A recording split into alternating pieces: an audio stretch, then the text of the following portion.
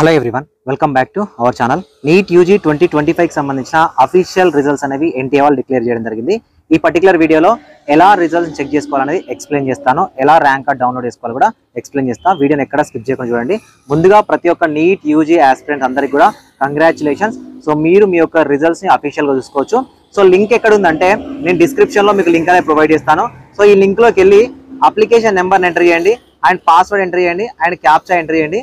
So captcha enter చేసిన తర్వాత direct login లోకి వెళ్తే మీ యొక్క ర్యాంక్ కార్డ్ ఏదైతే ఉందో అది అఫీషియల్ గా డౌన్లోడ్ అయితే అవుతుంది. ఓకేనా? సో మీరు మనకి అఫీషియల్ గా వెబ్సైట్ లోనే ఉంటుంది.